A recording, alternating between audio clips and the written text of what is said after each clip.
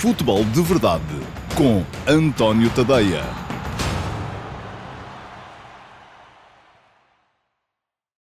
Ora, então, olá a todos, muito bom dia. Sejam muito bem-vindos à edição número 68 do Futebol de Verdade, para hoje, que é quinta-feira, é dia 9 de novembro de 2023 e já se extinguiu mais uma jornada da Liga dos Campeões, a quarta da fase de grupos, com mais duas derrotas para duas equipas portuguesas, no caso o Benfica e o Sporting Clube Braga, contra a oposição espanhola, e hoje vamos ter então a Liga Europa e a Liga Conferência, a Liga Europa com a participação do Sporting, que mais logo vai jogar com o Rakov Częstochowa em Alvalade, na esperança, com certeza, de dar um passo importante em direção não só à qualificação para a fase seguinte, como até à possibilidade de vir a lutar pelo primeiro lugar com a Atalanta na próxima jornada, que será a quinta. Ora, muito bem.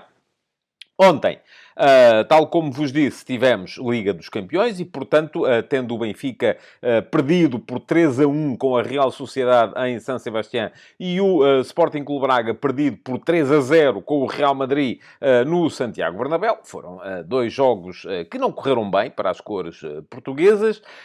Ontem à noite tivemos edições do Futebol de Verdade Flash, com os meus comentários, cerca de 15 minutos a cada um destes dois jogos. Foram enviadas estas edições ontem à noite para os subscritores premium do meu Substack, em tadeia.substack.com, e já receberam ontem. Aqueles que não são subscritores premium do meu Substack poderão ainda assim ver estas edições do Futebol de Verdade Flash hoje aqui no Futebol de Verdade, depois do Q&A e depois também daquilo que é sempre um clássico já às quintas-feiras, depois da jornada da Liga dos Campeões, que é a atualização da classificação da Liga FDV. E o que é a Liga FDV? Bom, a Liga FDV é a Liga de Fantasy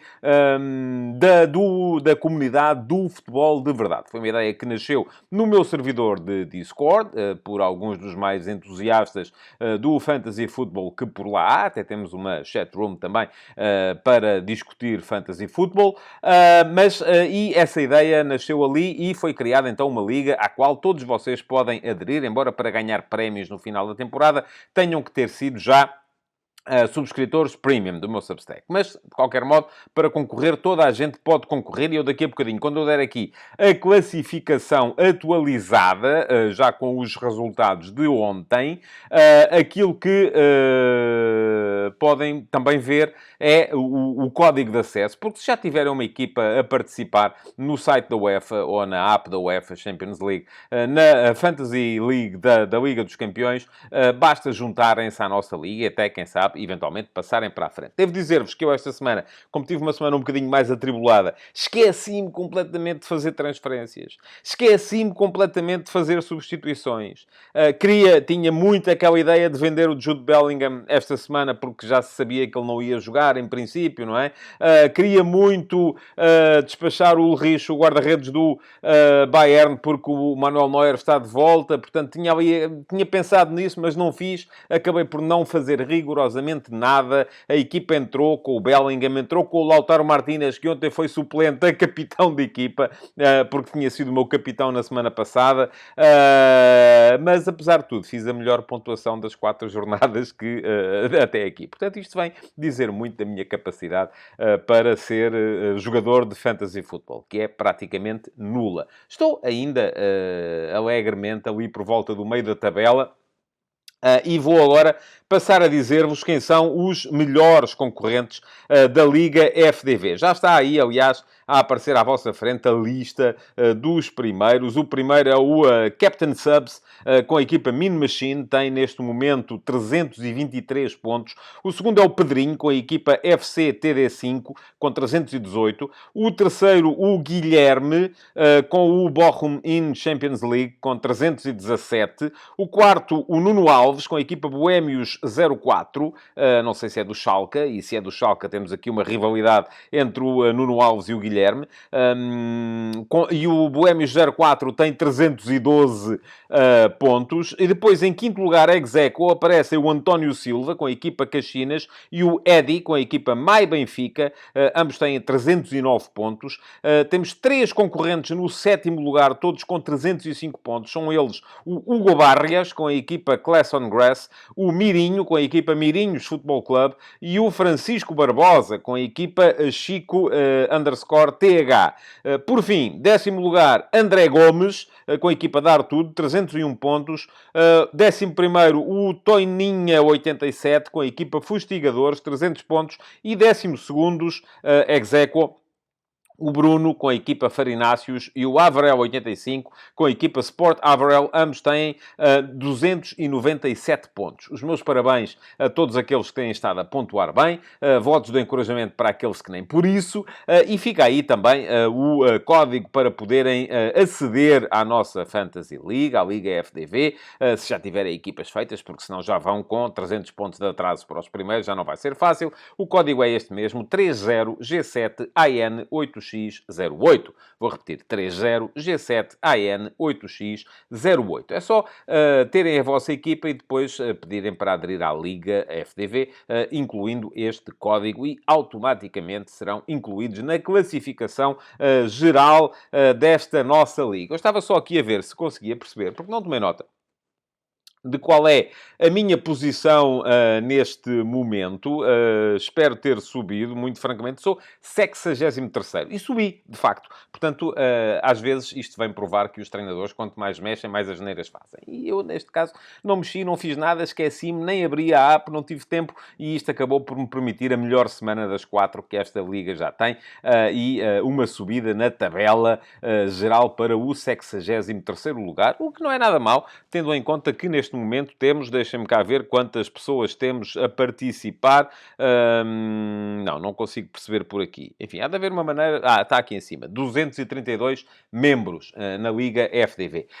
Bom, juntem-se a nós, venham jogar, é divertido, e de preferência não façam como eu. Façam mesmo as transferências e as substituições, porque nunca fiando, isto às vezes não é assim que corre melhor. Para já, aquilo que vamos fazer é entrar muito rapidamente no Q&A para hoje. Temos 2 perguntas, como temos sempre, todos os dias, para responder. Uma delas veio da caixa de comentários do programa de ontem, aqui mesmo no Futebol de Verdade. E ontem sim senti que os números de visualizações baixaram. Enfim, não sei porquê, terá a ver com esta semana, qualquer coisa que mudou no algoritmo, não sei. Mas desde já vos peço então para se inscreverem no meu canal de YouTube.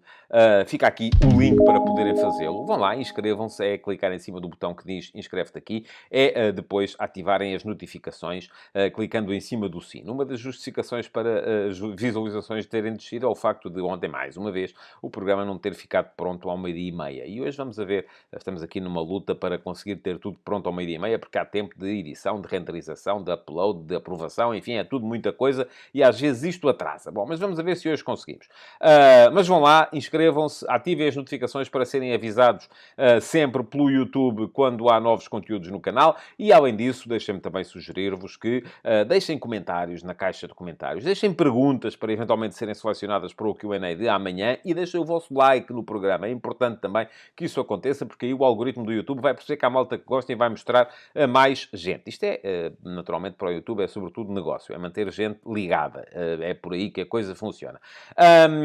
Mas eu estava a dizer que uma das perguntas vem daqui, da caixa de comentários do programa de hoje, e a outra virá da chatroom, perguntas do Discord, no meu servidor de Discord, ao qual acedem, já sabem, os subscritores premium do meu Substack, tadeia.substack.com, que é onde eu vou mantendo a minha atividade como jornalista independente dos grandes grupos de média. Todos os dias há textos novos, há conteúdos novos no meu Substack. Deem lá um salto, tadeia.substack.com, e vejam se acham que vale a pena subscrever ou não. Fica também aqui o link para poderem lá chegar e para, eventualmente, avaliarem a possibilidade de fazer uma subscrição, nem que seja a gratuita. E já se sabe, conforme o próprio nome indica, pela gratuita não pagam nada. Bom, vão lá, subscrevam, façam parte desta comunidade que gosta de falar e de escrever sobre futebol de verdade. Vamos ao Q&A. Futebol de Verdade, com António Tadeia.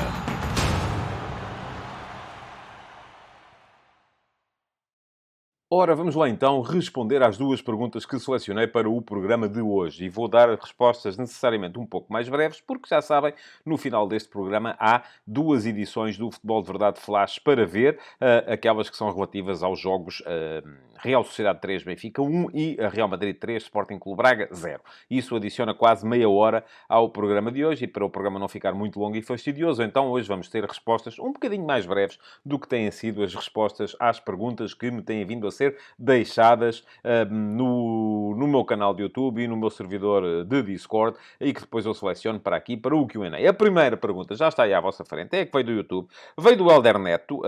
Muito obrigado, Helder, pela sua pergunta. E o Helder pergunta o seguinte: é a primeira vez que vejo o Benfica nesta nova tática. Não lhe parece que esta nova tática implementada neste momento é um risco muito grande para o Benfica? Não acha que era melhor manter a tática e ajustá-la aos novos jogadores? Pôr 2 médios-centro nas duas laterais não será um pouco inconsciente por parte do treinador alemão? Muito obrigado, Helder, pela sua pergunta. Refleti muito sobre esse tema, por exemplo, no último passe de hoje, a minha crónica matinal, em que eu geralmente faço algumas reflexões sobre a atualidade do futebol nacional e internacional. A de hoje arrancou precisamente com esta reflexão sobre o que é que não funcionou nesta correção de caminho por parte do Benfica de Roger Schmidt. Fica aqui o link para quem quiser ler aquilo que eu penso sobre o tema. Vou, de qualquer forma, de uma maneira um bocadinho mais resumida, tentar explicar aqui a questão. Parece-me evidente que é um risco. Vamos lá ver. Quando Schmidt colocou o Benfica a jogar em 3-4-3 e o primeiro jogo foi em Aroca para a Taça da Liga, eu escrevi sobre o tema também na altura, no último passo, e quem quiser depois é dar lá um salto mais atrás para ver aquilo que eu escrevi na altura, porque não é diferente daquilo que eu estou a escrever agora. Eu não disse que era uma ideia bestial quando o Benfica ganhou em Aroca e que é uma ideia péssima agora que o Benfica perdeu com a Real Sociedade. Não sou desses. Tenho a minha convicção e a minha convicção é esta que vos vou dizer aqui agora a seguir. Eu acho que não há... Aliás, também passei um bocadinho por isso ontem aqui no futebol de verdade de ontem. Eu acho que não há sistemas perfeitos. Não há uma maneira certa e uma maneira errada de pôr uma equipa a jogar. Mesmo dentro de um determinado sistema, não há maneiras únicas de o desempenhar. Isto para dizer o quê? Não me parece que seja em si um problema ter 2 médios centros a jogar nas alas, ou 2 jogadores com rotinas de médio centro a jogar como alas num 3-4-3. Agora, o que é preciso são 2 coisas. Primeiro, complementaridade. A partir do momento em que o Benfica tem 2 jogadores, como são João Neves e Orsnes, a jogar a partir das alas no 3-4-3, e há uma tendência natural destes jogadores para procurar o espaço interior, aquilo que vai ter que acontecer é que vai ter que haver jogadores mais à frente que vão procurar o espaço na largura. Porquê? Porque é preciso haver a tal complementaridade. Isto é, se o Benfica quer atacar com Orsnes a partir da posição de ala esquerda, ou depois ala direita, como aconteceu a partir do meio do jogo, quando entrou o Jurasek para a ala esquerda, é preciso que o avançado que está nesse lado, e o Orsnes acabe por vir um bocadinho procurar mais o espaço interior, é preciso que o avançado que está nesse lado vá procurar mais o espaço exterior. Porquê? Porque todas as colunas, todos os corredores têm que estar ocupadas para que a equipa consiga ser eficaz tanto no aspecto defensivo como no aspecto ofensivo. Sobretudo no aspecto ofensivo, em que o fazer campo grande, o dar toda a largura necessária ao campo é fundamental. No aspecto defensivo é diferente, porque pode haver concentração no lado da bola, desde que haja boa pressão e não haja bola descoberta. E já vamos chegar lá a seguir. Portanto, isto para dizer que tem que haver, primeiro que tudo, complementaridade. E, em segundo lugar, tem que haver trabalho tático. E é isso que eu escrevi logo no primeiro momento. E houve logo muita gente que veio comentar, sobretudo no Facebook e no Twitter. Sabes lá tu não vês os treinos, sabes lá agora se o homem trabalhou este sistema ou não trabalhou. Eu acho que não pode ter trabalhado. E não pode ter trabalhado porquê? Os jogos, estas coisas trabalham-se em treino, mas trabalham-se também em jogo. Os jogos do Benfica foram transmitidos, até os particulares de pré-época, e não se viu este 3-4-3. Aquilo que se viu o Benfica jogar com 3 centrais foi, no ano passado, em Braga, num jogo que perdeu, e este ano no Bessa, num jogo que perdeu, quando ficou reduzida a 10 homens, passou a defender numa espécie de 5-3-1. Isto é, meteu mais um central, abdicou do seu habitual 4-2-3-1 e passou a defender numa espécie de 5-3-1. Não deu bons resultados, mas é completamente diferente. Estávamos a pensar numa equipa em inferioridade numérica a defender em 5-3-1 para tentar segurar um resultado, ou numa equipa a jogar 11 contra 11, a jogar em 3-4-3 para discutir um resultado. Não é a mesma coisa. Portanto, não acredito, não tenho a certeza disto que estou a dizer, como é evidente, mas não acredito que tenha havido muito trabalho tático na pré-época para preparar o Benfica para jogar neste 3-4-3. E se não houve na pré-época, uma coisa vos vou dizer agora. Não é neste momento. Não é a meio de uma época, a meio de um período da temporada em que a equipa está com microciclos extraordinariamente intensos, porque tem jogos de 3 em 3 dias, que vai dar para fazer esse tipo de trabalho tático. E a falta desse trabalho tático acaba por se notar assim que o nível da oposição cresce. E foi isso que se viu, por exemplo, ontem. Ontem o Benfica teve vários problemas, sobretudo naquela primeira meia hora, contra a Real Sociedade. O primeiro problema é um problema de inadaptação estratégica ao adversário, que é uma coisa que Schmidt nunca gosta de fazer. E eu percebo isso. Enfim, é o Benfica. O Benfica é um clube grande, os outros é que têm que se adaptar a nós, não somos nós que temos que nos adaptar a eles e tal. Okay? Tá bem, mas há sempre trabalho estratégico que tem que ser feito. Primeira questão. Aquilo que o Benfica fez ontem, que foi enfrentar a saída a 4 da Real Sociedade com uma linha de 3, que eram os 3 homens que tinha na frente. No caso, o Di Maria, o Artur Cabral e o Rafa. Ainda por cima são 3 jogadores que não são particularmente intensos em ações de pressão. Fazia com que depois os 2 homens que o Benfica tinha atrás, no seu meio-campo, que eram o Florentino e o João Mário, acabassem por ficar atraídos naturalmente pelo Brais Mendes e pelo Miquel Merino, o que fazia com que no meio houvesse um jogador completamente à solta. Que mandou no jogo conforme quis, que foi o Zubimendi. O Zubimendi estava ali e mandava em tudo. Estava à vontade, tinha hectares de espaço. Mas o facto do Benfica não ter feito trabalho tático para este 3-4-3 está perfeitamente à vista, por exemplo, no terceiro golo da Real Sociedade, o golo do Barrenetxea, em que o Benfica, apesar de estar colocado taticamente na disposição normal para o 3-4-3, acaba por ter comportamentos que são muito próprios daquilo que a equipa fazia quando jogava em 4-2-3-1, com a inclinação para o lado da bola. A equipa está toda inclinada para o lado da bola, mas não há pressão no corredor central. Porquê? Porque falta lá a humanidade. E não havendo pressão no corredor central, a bola entra facilmente, no caso, no Miquel Merino, que, tendo bola descoberta, consegue ver a imensidão de espaço do Barrenetxea face ao João Neves. O problema ali, meus amigos, não é o João Neves não ter rotina de defesa lateral. Ele não tem rotina de defesa lateral, por isso não encostou no extremo e tal. Não! Podemos defender isso. Mas a minha convicção é que estaríamos errados se estivéssemos a defender isso. O problema ali é que a equipa está a jogar num sistema e a adotar comportamentos táticos e estratégicos mais próprios de outro. O problema ali é que, não havendo pressão sobre o corredor central, a bola entra no Merino, que tem... porque se houvesse pressão no Merino, a equipa podia estar a defender em cima da zona da bola. E aí haveria tempo até a bola chegar ao Barrenetxea para a equipa bascular e o João Neves se aproximar do extremo. O João Neves ali não tem que estar em cima do extremo. Porque se o João Neves está em cima do extremo, abre-se espaço no corredor central. Ali o que tem que acontecer é pressão em cima do portador da bola para demorar a entrada da bola no extremo. E foi isso que o Benfica não fez. Este é o meu ponto de vista. Agora podemos todos vir dizer, não, isto é impossível jogar em 3-4-3 sem ter 2 alas. Pronto, ok. É uma visão um bocadinho mais, do meu ponto de vista, claro, redutora da realidade. Aquilo que eu acho que é impossível, ou que não é de todo aconselhável, é jogar num sistema e não o trabalhar.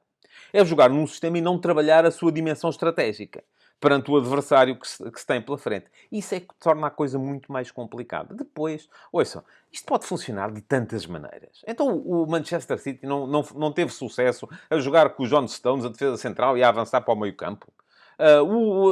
Há tantas maneiras diferentes de fazer a coisa que, de repente, vamos dizer, não, é impossível jogar em 3-4-3 sem ter alas puras. Claro que é possível. Agora tem que se trabalhar.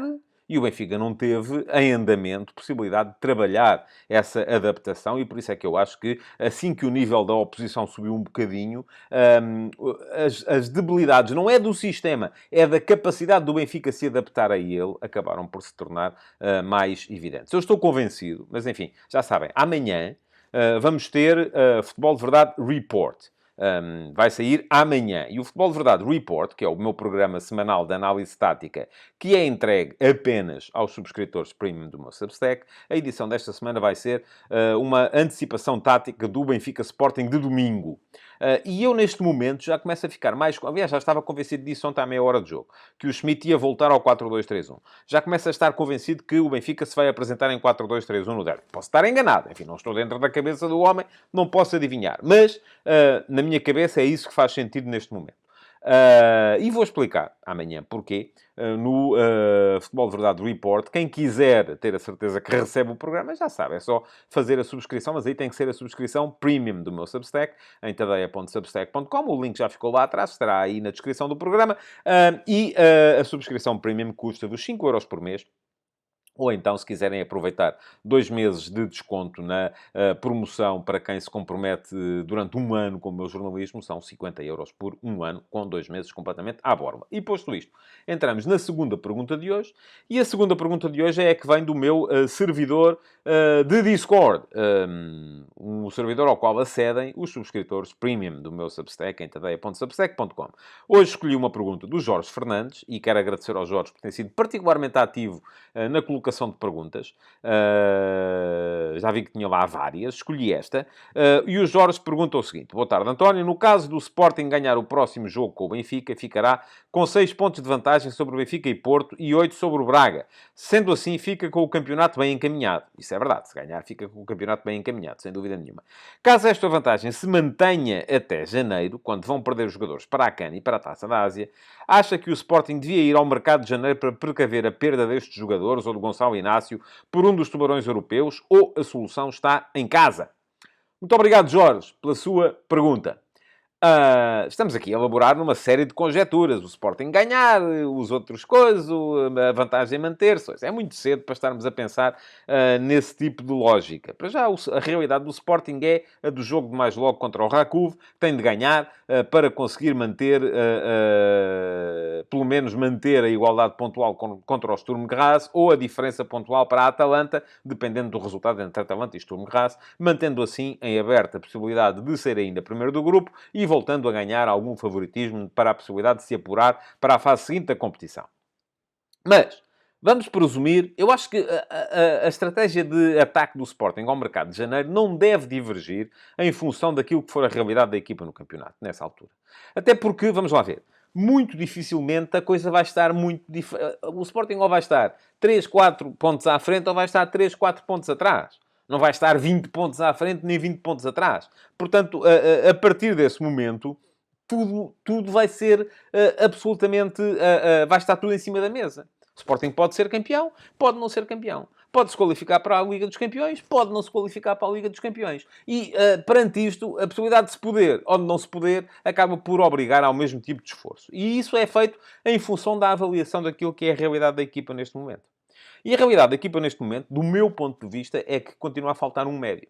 E continua a faltar um médio, porquê? Porque, já o disse aqui, o Sporting tem Hjulmand, tem Morita, é a dupla de médios titular, tem Daniel Bragança, que eu acho que pode entrar para substituir Morita da mesma forma que pode baixar o Pedro Gonçalves no campo, enfim, mas aí o Pedro Gonçalves vai fazer falta na frente. E tem o Gonçalo Inácio, que pode entrar para substituir o Hjulmand, mas que é defesa central e que faz falta atrás. Portanto, e se o Gonçalo Inácio for embora, então não só fica a faltar um central, como fica a faltar um médio. Portanto, eu acho que neste momento é mais fácil, até porque é mais fácil ao Sporting conseguir superar a questão de uma eventual saída do Gonçalo Inácio em janeiro, que eu vou dizer, não acredito que aconteça.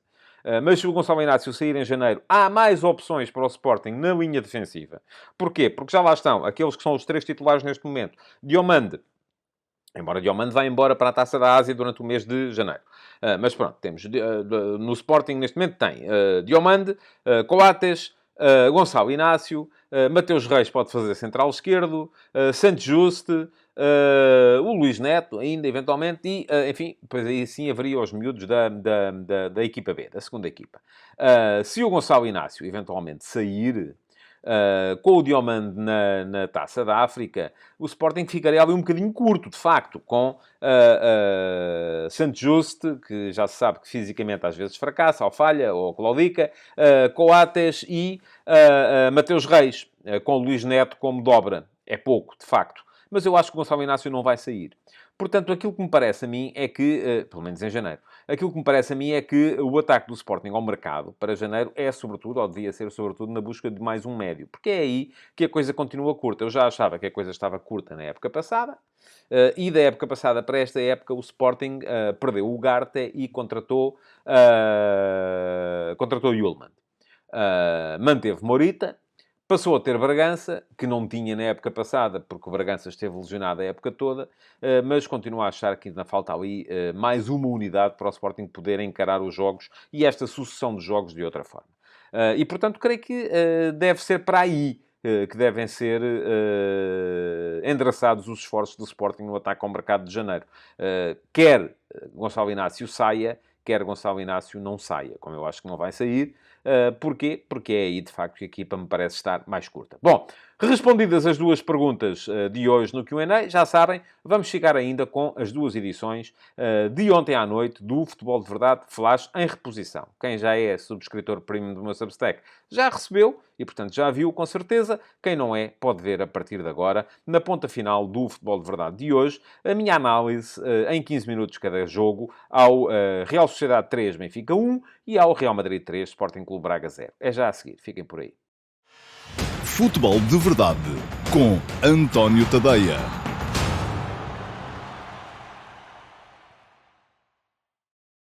Olá a todos e sejam muito bem-vindos ao Futebol de Verdade Flash para o Real Sociedade 3, Benfica 1. Foi meia hora de pesadelo até chegar à ação de Roger Schmidt do banco de suplentes. Até aos 31 minutos, quando o treinador alemão fez entrar Jurasek para o lugar de Florentino, o Benfica viu a Real Sociedade marcar 3 golos que contaram, mais 2 que foram anulados, um deles apenas por intervenção do VAR, e acertar um penalti no poste. O 3-0 que se verificava nessa altura já não dava grande margem de manobra para os 60 minutos que ainda faltavam jogar, e a tentação agora até podia ser a de crucificar Florentino, o jogador que saiu, ou João Neves, pela sua inadaptação à direita da defesa. Mas o problema foi sobretudo coletivo, de incapacidade para responder da melhor maneira àqueles que são reconhecidamente os pontos fortes da Real Sociedade. Com Orsnes à direita, Jurasek na esquerda e Neves a meio campo, os encarnados souberam conter melhor um adversário que até aí fazia aquilo que queria da largura do campo. Sobretudo devido à liberdade que era dada ao excelente Zubimendi, mas também à capacidade dos outros jogadores de Alguacil para variarem o lado do jogo e dos seus extremos para baterem os alvos benfiquistas no 1-1.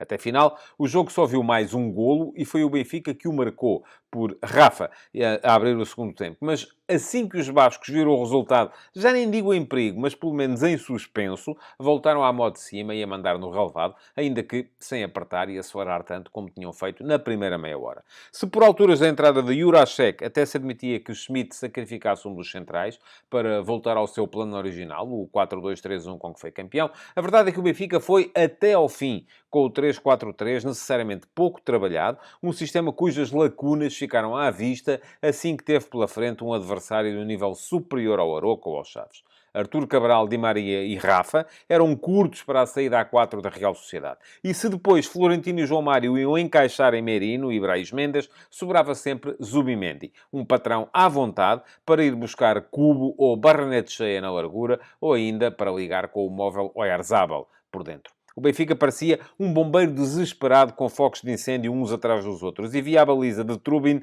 em constante sobressalto. O 1-0 chegou de bola parada aos 6 minutos por Merino e o 2-0 num passo atrasado mal medido por Florentino, que Oyarzabal aproveitou para marcar. Merino fez o 3-0 aos 15 minutos, após mais uma bola parada, mas o VAR anulou, porque no ressalto da bola vinda do corpo de Trubin, esta tabulou na mão do marcador antes de entrar na baliza. Ainda assim, aos 19 minutos houve mais um golo anulado, agora a Oyarzabal, e aos 21 apareceu mesmo o 3-0, obra de Barrenetxea, que foi isolado na esquerda por Merino, bateu Neves no 1-1, e marcou. Mais 6 minutos e veio o penalti, cometido por Otamendi sobre o Oyarzabal, mas na sua marcação, Brais Mendes acertou no poste. E aí, finalmente, Schmidt foi em socorro da equipa, com a entrada de Jurasek. Fica por saber a que se deveu o equilíbrio verificado até ao intervalo, se é uma maior capacidade dos médios benfiquistas para tocar a bola, graças à subida no campo de Neves, se há a entrada de um ala capaz de dar largura com e sem bola, se ao abrandamento do adversário. A verdade é que, tendo o Rafa reduzido logo aos 49 minutos e Otamendi forçado Remiro a uma boa defesa com um tiro de longe, aos 58, a Real Sociedade voltou a vestir o fato de trabalho e não permitiu mais ideias aos encarnados. De San Sebastián veio assim a eliminação irremediável das Champions, mas um resultado que não foi tão pesado como os benfiquistas chegaram a temer e uma pena suspensa para o 3-4-3 até ao derby do próximo domingo.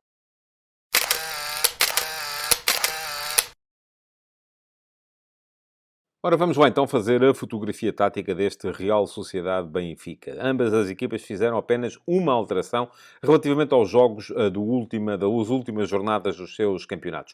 A Real Sociedade tinha perdido em casa com o Barcelona por 1-0 e abdicou apenas do lateral direito, o Traoré, fazendo jogar na posição El Lustondo e foi por lesão do titular. De resto, os outros 10 em campo. Quanto ao Benfica, também trocou apenas um homem relativamente à vitória por 2-0 em Chaves, que foi o ponta de lança. Saiu o Gonçalo Guedes, que veio a entrar depois durante a segunda parte, para jogar na posição Artur Cabral, que nesse jogo em Chaves tinha dado até a melhor nota de si próprio do que Gonçalo Guedes. Assim sendo, vimos a Real Sociedade a jogar no seu habitual 4-3-3, absolutamente clássico, Remiro na baliza, Elustondo como lateral direito, Munhoz como lateral esquerda, dupla de centrais Zubeldia e Lenormand, e depois Zubimendi, uns metros atrás da dupla de médios interiores, que eram Brais Mendes e Mikel Merino.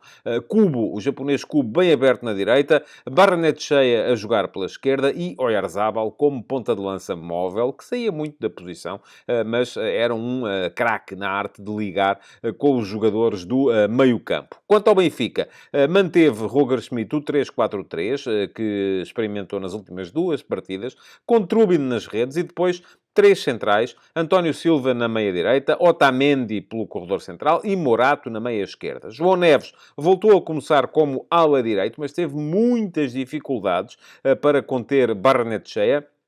E do outro lado era Orsnes, quem aparecia como ala esquerda. Dupla de médios formada por Florentino e João Mário, com Di Maria a aparecer como avançado interior pela direita, Rafa como avançado interior pela esquerda e Artur Cabral como ponta de lança. Ora, já vos falei há pouco das dificuldades que isto causou ao Benfica, porque a Real Sociedade fazia saída a 4 e isto acabava sempre por permitir superioridade numérica face aos três homens que apareciam em pressão por parte da equipa do Benfica. Desta vez não se deu o adiantamento de um dos médios do Benfica para ir compensar a posição de Zubimendi, porque geralmente chegava sempre atrasado, e isso viu-se, por exemplo, na partida do Estádio da Luz, mas o que isto significava era que, como depois Florentino e João Mário encaixavam em Brais Mendes e Merino, Zubimendi estava sempre completamente à vontade. E como a equipa do Benfica tendia a bascular para o lado da bola, são vícios antigos, são vícios do 4-2-3-1, isto fazia com que os alas, tanto o João Neves à direita como o Orsnes à esquerda,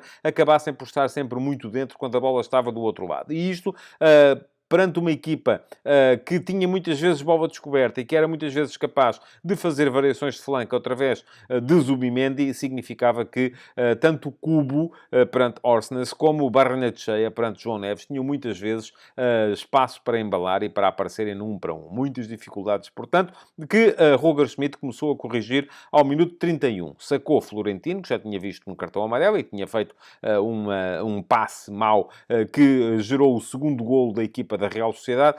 Avançou João Neves para o meio-campo, porque João Neves estava a ter muitas dificuldades como ala direito. Fez entrar Jurasek para a ala esquerda e mudou Orsnes do lado esquerdo para o lado direito. O Benfica melhorou.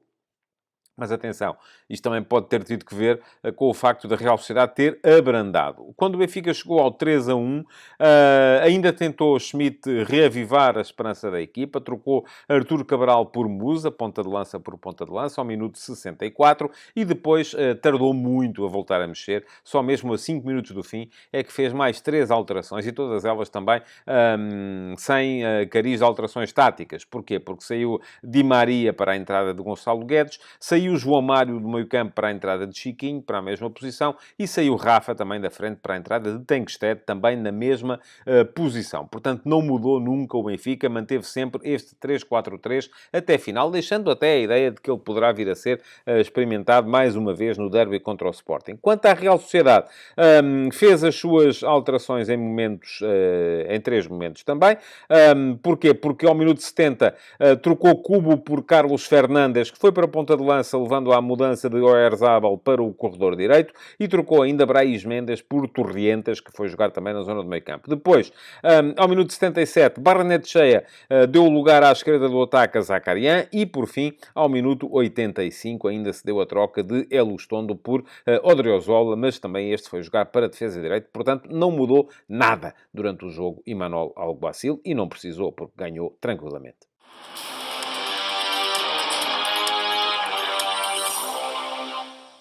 Não é fácil encontrar neste jogo um jogador do Benfica que tenha justificado elogios. Enfim, dos três de trás, ainda assim, Morato parece-me ter sido aquele que menos vezes falhou. Mas também isso pode ter tido que ver com o facto do lado direito do ataque da equipa da Real Sociedade não estar tão forte como estava o lado esquerdo, até pela própria timidez ofensiva de Elustondo face à contribuição permanente de Munhoz do outro lado. Depois, aquilo que se viu foram muitas dificuldades de quase toda a gente, enfim, alguns lampejos de qualidade durante a segunda parte, mas muito pouco para que alguém mereça sequer ser destacado numa secção que se chama a de herói do jogo. Os heróis estavam todos do outro lado, vestiam de azul e branco, da equipa da Real Sociedade, e aí sim houve uma série de belíssimas exibições. Lenormand, muito atento, quase sempre a desfazer as iniciativas de ataque da equipa do Benfica. Munhoz a subir muito bem e a justificar também alguns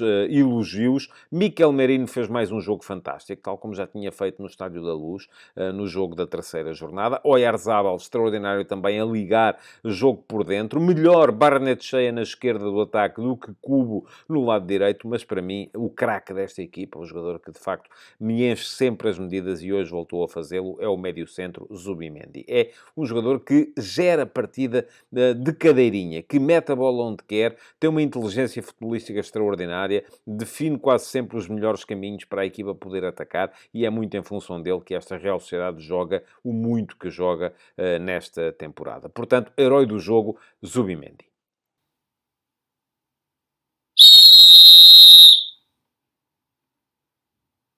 Foi boa a arbitragem do inglês Anthony Taylor e não foi de todo por ele que o Benfica perdeu esta partida. Quanto às decisões de maior responsabilidade, acertou-as todas. Houve alguma dificuldade em ver, desde numa primeira instância, a razão para a anulação do golo que teria sido o 3-0 de Mikel Merino, mas depois, com as repetições, percebe-se aquilo que o VAR disse a Anthony Taylor. A bola que é finalizada por Merino vai contra o corpo de Trubin, volta para o campo e bate na mão de Merino antes de entrar na baliza. Portanto, bem anulado por levar este golo, tal como foi bem anulado também o golo a Oyarzabal ao minuto 19. De resto, também esteve bem na marcação da grande penalidade de Otamendi sobre Oyarzabal. A falta é clara.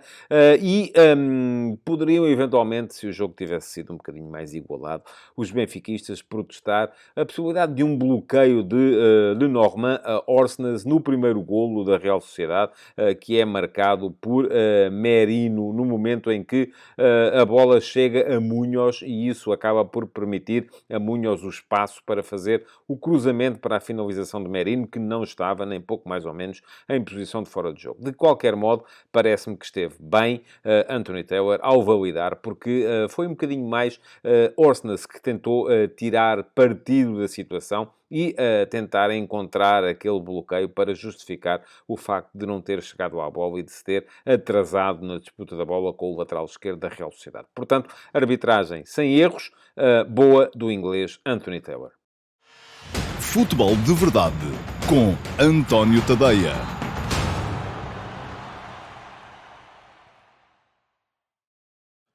Olá a todos e sejam muito bem-vindos ao Futebol de Verdade Flash para o Real Madrid 3, Sporting Clube Braga 0.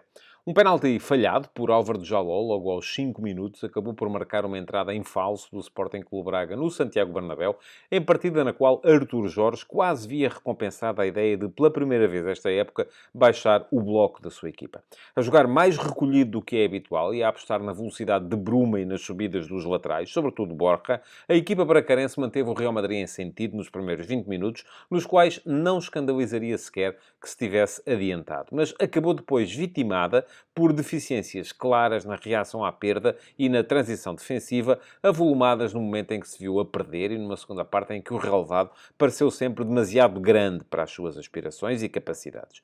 Nestes jogos, há coisas que são táticas, mas depois há coisas que são de classe. E a classe dos jogadores do Real Madrid, a forma como eles, com um toque, saem da frente do opositor direto ou metem a bola nas redes, contrastou com aquela dos integrantes da equipa, que até é a de golo mais fácil em Portugal, mas que não teve argumentos face a gente do calibre de Vini Júnior, Rodrigo ou Brahim Dias. Foi por isso que, depois do penalti falhado por Jaló, de um bloqueio feito a uma finalização de Vítor Carvalho por Camavinga, ou de uma arrancada de Bruma, travada por uma colisão até suspeita com Lucas Vazquez, o Real Madrid não só pegou no jogo, como marcou.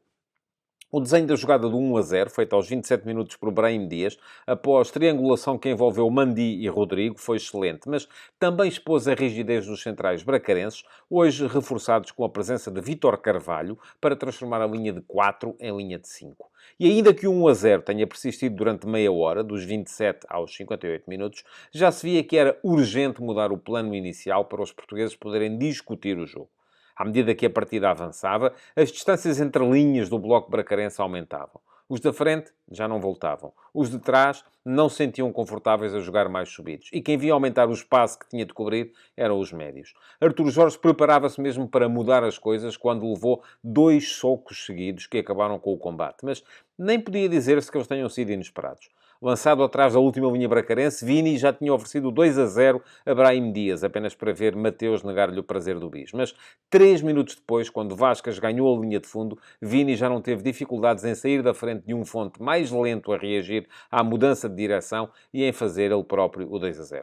E mais 3 minutos depois foi a oda à falha de condição deste Sporting Clube Braga para jogar tão alto no campo a acabar com a conversa.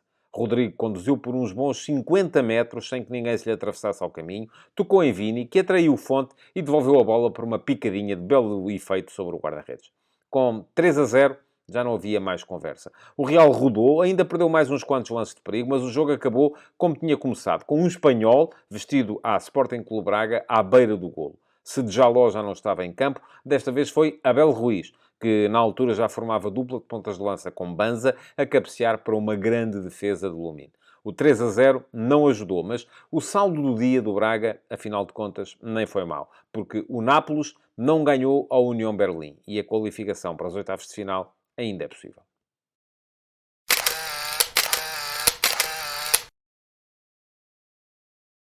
A fotografia tática deste Real Madrid Sporting Clube Braga passa pela constatação de que o Real Madrid mudou muita gente e o Braga mudou o sistema de jogo. Bom, mas vamos por partes. Primeiro, para vos falar dos espanhóis. No Real Madrid mantiveram-se apenas 4 jogadores do 11 que no último fim de semana tinha empatado a 0 contra o Rayo Vallecano. Portanto, entre lesões, em alguns casos, e vontade de rodar os jogadores noutros, Carlo Ancelotti trocou 7 unidades. Manteve apenas Rüdiger entre os centrais, os médios Camavinga e Fede Valverde e o atacante Vini Júnior. Porque, de resto, em vez de Kepa na baliza, apareceu o ucraniano Lumin. Em vez de Carvajal como lateral direito, apareceu Lucas Vazquez. Em vez de Garcia como lateral esquerdo, apareceu Mandi. Ao lado de Rüdiger, como central, não estava Alaba, mas sim Nacho. E depois, no meio-campo, onde Camavinga e Fede Valverde se mantiveram, apareceram Kroos em vez de Modric e Brahim Dias no lugar de Bellingham, que tem sido o jogador mais desequilibrador deste Real Madrid, mas hoje foi poupado. Na frente, manteve-se Vini Júnior, mas não estava Roselu, que tinha jogado essa partida contra o Rayo Vallecano, e apareceu Rodrigo. Isto para que o Real Madrid se apresentasse no seu sistema habitual, que mais que o losango é um trapézio na zona do meio-campo. Linha de 4 atrás, Lucas Vazquez, Rüdiger, Nacho e Mandi, à frente do guarda-redes Lumin, e depois 2 médios mais recuados, que na partida de hoje foram Kroos e Camavinga, e ligeiramente mais abertos, mas não claramente abertos nas alas, um bocadinho mais à frente, os 2 médios mais ofensivos, que foram Valverde e Brahim Dias. Na frente, os móveis, mas sempre combinativos, Rodrigo e Vini Júnior. Quanto ao Braga, não mudou muita gente do 6-1 ao Portimonense no último fim de semana. Foram apenas 3 unidades, mas acabou por reforçar não só o meio-campo, como o setor defensivo. Artur Jorge trocou Paulo Oliveira por Niakate no centro da defesa. Manteve, surpreendentemente, José Fonte, o que fez algum sentido, porque queria jogar com o bloco mais baixo e por isso mesmo achou que era um jogo ideal para José Fonte, mas a verdade é que ele revelou algumas deficiências. No meio-campo não apareceu também de forma surpreendente Al-Musrati, tendo aparecido em sua vez o Vítor Carvalho, e na frente trocou Simone Banza, o ponta de lança, por João Moutinho, mais um médio. O que é que isto quis dizer em termos de organização? Que o Braga, embora atacasse numa espécie de 4-3-3, com Mateus na baliza, Víctor Gomes como lateral direito, Borja como lateral esquerdo, os dois laterais sempre muito propensos a subir, sobretudo durante a primeira parte. José Fonte e Niakate como dupla de centrais e depois, mais à sua frente, uma dupla de médios formada por Vítor Carvalho e João Moutinho. Zalazar soltava-se um bocadinho como terceiro médio para apoiar os atacantes e estes eram Ricardo Horta a partir do corredor direito, Álvaro de Jaló a partir do corredor central, hoje como ponta de lança, móvel, veloz, sempre à procura do espaço e da profundidade, e Bruma muito ativo também no corredor esquerdo. Mas, defensivamente, aquilo que acontecia era que Vítor Carvalho encostava atrás e formava linha de 5 com os 4 que já lá estavam, colocando-se entre Víctor Gomes e José Fonte como central direito. Isto permitia a José Fonte ser o líder do setor e atuar no momento defensivo como central do meio. Ao mesmo tempo, Zalazar baixava para perto de João Moutinho e a equipa passava a defender numa espécie de 5-4-1, porque Ricardo Horta fechava o corredor direito e Bruma fechava o corredor esquerdo, deixando apenas Álvaro de Jaló lançado na busca da profundidade como ponta de lança. Ora, demorou o Braga a mexer, só mexeu ao minuto 62 e já estava a perder por 3-0. E nessa altura, o que é que fez Artur Jorge? Trocou logo 3 homens numa assentada. Ricardo Horta, Zalazar e Víctor Gomes saíram para as entradas de Abel Ruiz, Al-Musrati e João Mendes. João Mendes foi jogar como lateral direito, onde estava Víctor Gomes. Al-Musrati passou para a zona de meio campo e Abel Ruiz para ponta de lança, derivando então Álvaro de Jaló para o lado direito. Mas manteve a equipa o mesmo sistema. Só viria a mudá-lo 15 minutos mais tarde, aos 77, quando trocou mais 2 jogadores. Saíram de Jaló e Bruma para as entradas de Banza e André Horta. E a partir daí, a equipa do Braga passou a atuar de uma forma diferente. 2 pontas de lança, claramente no campo, Abel Ruiz e Simone Banza. André Horta a jogar nas costas deles. Era quase um losango. Com Al-Musrati a fazer a meia-direita, João Moutinho a fazer a meia-esquerda e Vítor Carvalho como médio centro mais defensivo. Do ponto de vista defensivo, a equipa continuava a manter a linha de 5 atrás porque continuava Vítor Carvalho a juntar atrás e nessa altura defendia numa espécie de 5-2-1-2 com a tal linha de 5 e depois uma dupla de médios formada por Al-Musrati e João Moutinho, com André Horta solto nas costas dos 2 pontas de lança. Quanto ao Real Madrid, as trocas que fez foram sobretudo para gerir, porque não sentiu necessidade de Carlo Ancelotti de mexer muito com o jogo em nenhum momento. O que é que fez, então, Carlo Ancelotti? Ao minuto 74, trocou Lucas Vazquez por Carvajal, lateral direito por lateral direito, e ainda Brahim Dias por Modric, médio ofensivo por médio ofensivo. Depois, ao minuto 77, 3 minutos mais tarde, trocou Rodrigo por Rossello, um ponta de lança mais fixo, e trocou ainda Valverde por Paz, um médio também mais criativo. Finalmente, ao minuto 84, trocou o lateral esquerdo, Mandi por Garcia. Não trocou nada do ponto de vista tático, manteve sempre aquele que já disse mais do que um losango, é um trapézio no meio-campo, com 2 médios mais estreitos atrás, 2 médios ligeiramente mais abertos à frente, e isso foi suficiente para levar de vencida ao Sporting Clube Braga.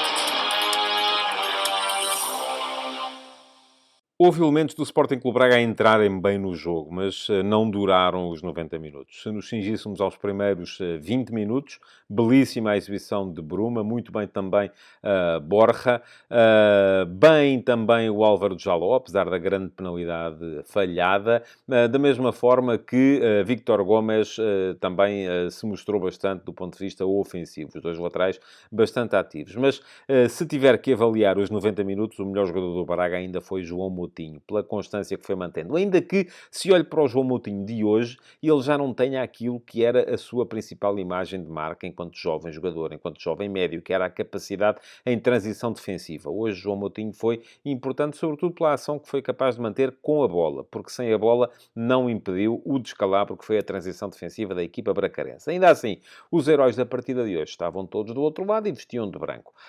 Houve belíssimas exibições na equipa do Real Madrid. O guarda-redes Lumina, além do penalti que defendeu a Álvaro de Jaló a abrir, faz mais uma enormíssima defesa no final, no cabeceamento de Abel Ruiz, mas ainda assim os melhores foram mesmo os homens da frente. Brahim Dias encheu o campo durante a primeira parte, Vini Júnior, extraordinário no segundo tempo, e Rodrigo, o melhor em campo, do meu ponto de vista, aquele que manteve o rendimento mais constante durante toda a partida, já para não falarmos aqui da capacidade de trotamundos de Valverde ou de Camavinga, dois médios muito importantes pela forma como enchem o campo também, através do espaço que vão sendo capazes de ocupar. Mas o herói do jogo hoje, para mim, foi Rodrigo, pela forma como foi sempre capaz de desequilibrar, mais até do que Vini Júnior. Hoje foi a ele que lhe couberam as luzes da ribalta.